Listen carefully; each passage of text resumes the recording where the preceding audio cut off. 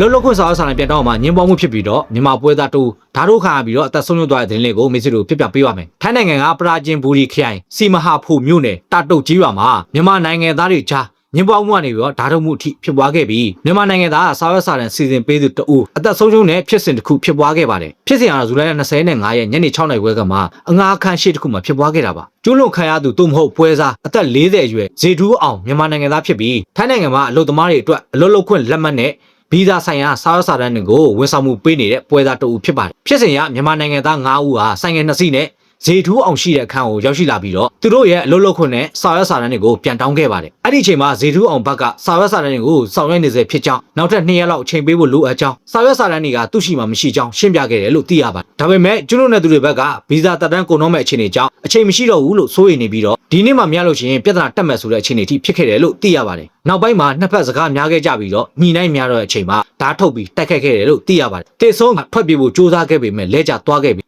အဲ့ဒီနောက်မှာတော့ထပ်မံပြီးတော့ဓာတ်ထုတ်ခံခဲ့ရတယ်လို့သိရပါတယ်ရက်တပ်ဖွဲ့ရဲ့အချက်လက်အရပွဲစားဇေထူးအောင်ဟာရင်ညွန့်နယ်မှာဓာတ်တန်ရ2ချက်ဘိုက်မှာဓာတ်တန်ရစေယုံကိုပို့ဆောင်ကုသပေးခဲ့ပေမဲ့နောက်ဆုံးမှာတော့အသက်ဆုံးရှုံးသွားခဲ့ပါအဲ့ဒီအချိန်မှာဇေထူးအောင်ကိုကူညီဖို့အတွက်ဝင်ရောက်လာခဲ့တဲ့မြန်မာနိုင်ငံသားစိုင်းနေထူးဆိုသူကလည်းဓာတ်နဲ့တိုက်ခိုက်ခံရပြီးတော့ကြောဘက်မှာဒဏ်ရာရရှိခဲ့ပါတယ်စိုင်းနေထူးကိုတော့ကုသမှုပေးခဲ့ပြီးတော့လက်ရှိမှာတော့အနေကင်းနေပြီလို့သိရပါတယ်တိုက်ခိုက်မှုဖြစ်ပွားပြီးတဲ့နောက်ကျွလွန်သူ9ဦးဟာထိုနေရာနေပြီးတော့ထွက်ပြေးသွားခဲ့ပါတယ်ရဲတပ်ဖွဲ့ကစုံစမ်းစစ်ဆေးရမှာအဓိကတရားခံဖြစ်ဇုံဝင်းထေးကိုဖော်ထုတ်ထားပြီးတော့သူ့ပါဝင်စုစုပေါင်းကျွလွန်သူ9ဦးပါဝင်တယ်လို့ဖော်ပြထားရဲတပ်ဖွဲ့တွေကကျွလွန်သူတွေရဲ့အခန်းကိုဝင်ရောက်စစ်ဆေးရမှာပစ္စည်းတချို့တွေ့ရှိရပြီးတော့လူတွေကတော့ထွက်ပြေးသွားတယ်လို့သိရပါတယ်လက်ရှိချိန်မှာကျွလွန်သူ9ဦးလုံးဟာထွက်ပြေးလွတ်မြောက်နေစေဖြစ်ပြီးတော့ရဲတပ်ဖွဲ့တွေကဆက်လက်ပြီးတော့ရှာဖွေနေစေဖြစ်ပါတယ်ဒီဖြစ်စဉ်နဲ့ပတ်သက်ပြီးတော့မျက်မြင်တချို့ကဗီဒီယိုဖိုင်တွေရိုက်ကူးထားနိုင်ခဲ့ပြီးတော့မြန်မာစကားပြန်တူကလည်းရဲတပ်ဖွဲ့ထံကိုဖြစ်စဉ်အသေးသေးကိုရှင်းပြခဲ့တယ်လို့သိရပါတယ်ဒီသတင်းဟာထိုင်းနိုင်ငံရဲ့ CA7